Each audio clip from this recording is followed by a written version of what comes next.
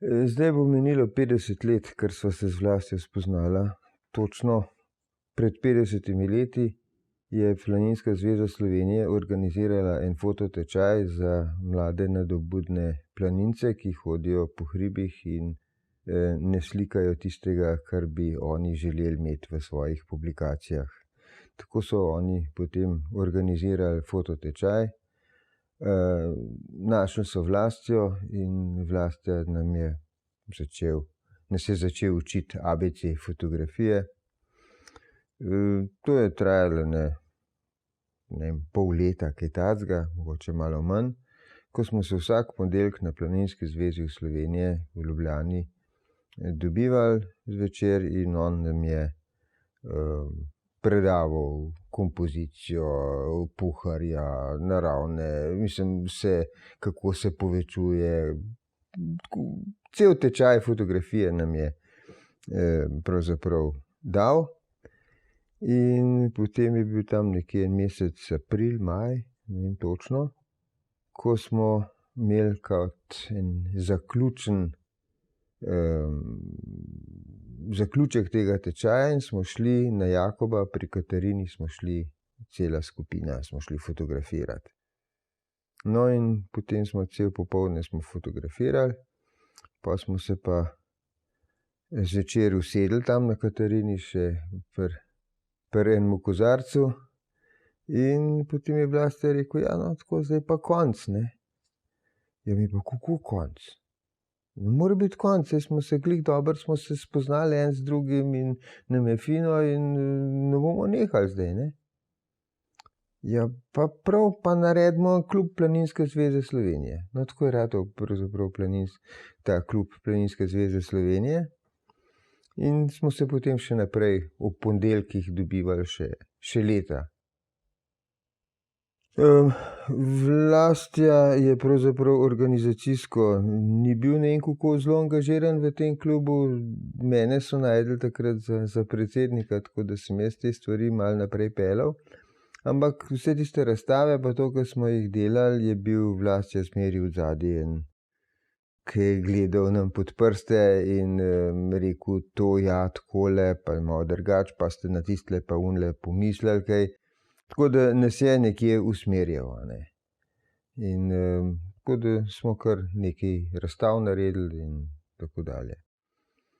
Drugače pa Vlastja je bil izjemen pedagog. Torej, predvsem je bil dober pedagog za tiste, ki niso imeli pojma.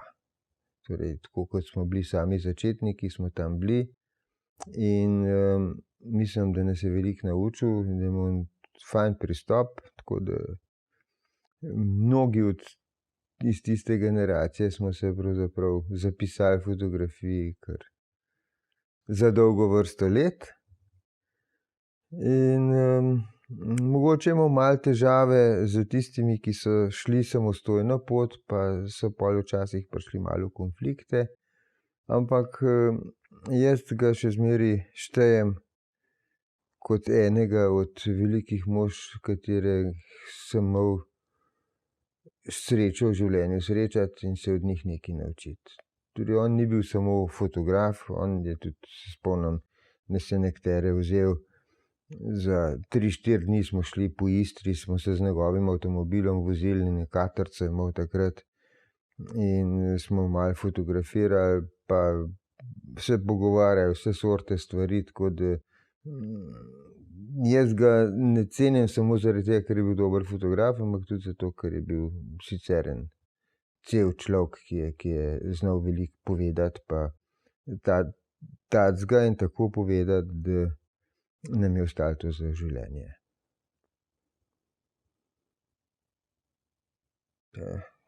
Mislim, ko smo na sestankih se dobivali, ne, v tiste ponedeljke, je on imel zmeraj potem malo kritike, ne, torej naredili smo kakšne fotografije, jih prinesli pokazati, ne, pol je pa tisti kritiziral, to bi moral sem dati, to bi moral dati tole nisi ta pravega izreza naredil, to bi moral iti tam bližje, Pa je bil odgovor, ja, pa nisem mogel, to je bilo v hribih, veste, če bi padel v prepad, je rekel, to mene nič ne briga, ti bi moral malo naprej prijeti, ne. Danes znamo te probleme rešiti z zoom objektivi, ne, takrat pa tega pravzaprav na tem nivoju še ni bilo, ne. Zoom objektive so imele profesionalne kinokamere, mi pa ne. Ja, pa tako. Včasih smo se dobili tudi z njim tlele v Gorenji vasi v Mihevku, kjer je imel on en vikend in tam smo se pravzaprav predvsem luštno imeli, pa zmeri smo šli malo okoli, malo poslikati.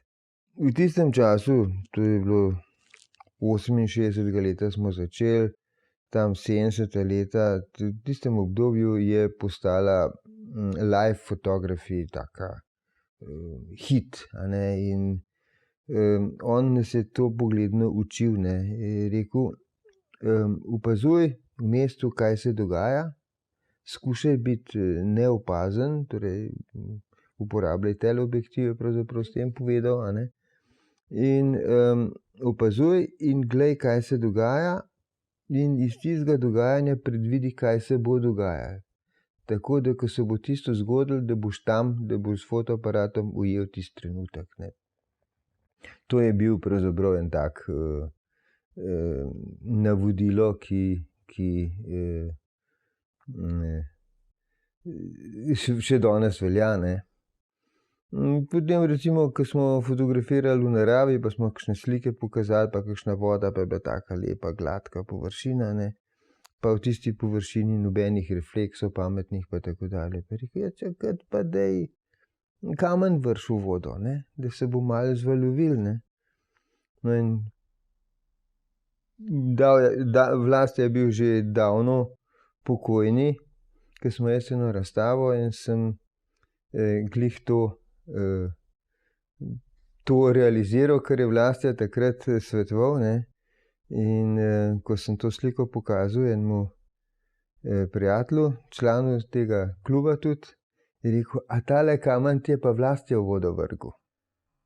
Tako da pravzaprav Vlasto še zmeraj živi med nami, kadar se kaj dogaja, se spomniš, na to z Vlastjo smo pa to rekli tako pa tako. In tako da to pravzaprav so tudi ne samo koristne zadeve, ampak so tudi lepi spomini.